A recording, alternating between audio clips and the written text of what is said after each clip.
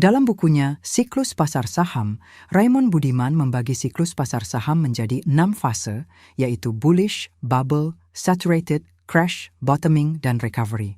Fase bullish umumnya diawali dengan adanya harapan positif terhadap perekonomian. Meskipun data ekonomi belum sepenuhnya berada dalam kondisi yang benar-benar positif, misalnya peningkatan pertumbuhan ekonomi, penurunan angka pengangguran, tingkat inflasi yang terkendali, peningkatan daya beli masyarakat.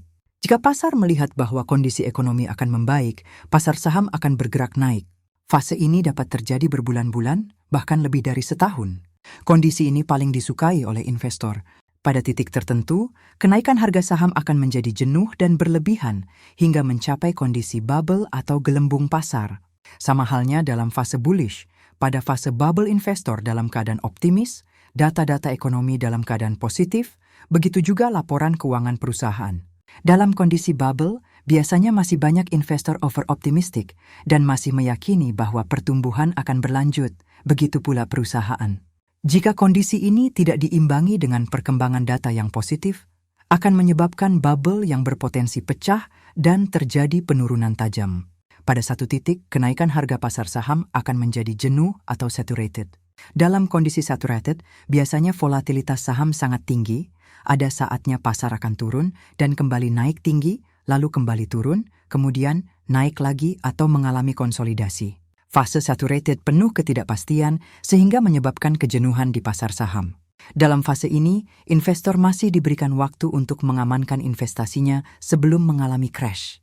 Akhirnya bubble pecah dan harga saham mengalami penurunan yang tajam. Umumnya, fase crash diawali dengan adanya berita negatif atau data ekonomi yang memicu kepanikan pasar hingga terjadi aksi jual besar-besaran atau panic selling. Aksi jual besar-besaran menyebabkan harga saham semakin turun.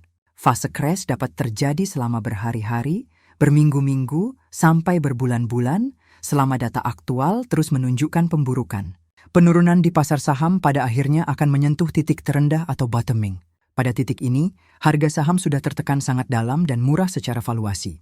Dalam fase ini, berita dan analisis negatif menyelimuti pasar walaupun aksi jual mulai habis. Jika berita dan analisis pakar sudah berubah positif, besar kemungkinan investor sudah sedikit terlambat mengumpulkan harga murah di fase bottoming. Pada kondisi harga saham yang sudah sangat tertekan tersebut, investor melakukan aksi beli dan membuat harga saham pulih kembali atau recovery. Di fase recovery, data aktual yang positif boleh jadi belum terlihat, baik dari data ekonomi makro maupun data laporan keuangan perusahaan. Harapan positif mulai muncul saat ada kebijakan pemerintah yang dianggap akan membuat kondisi menjadi lebih baik.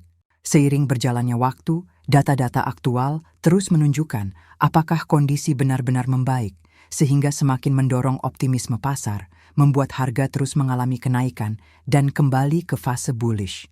Siklus ini terjadi secara berulang dari waktu ke waktu. Dengan memahami ciri-ciri dari setiap fase dalam siklus investasi, investor akan mampu mengambil posisi yang tepat dalam berinvestasi.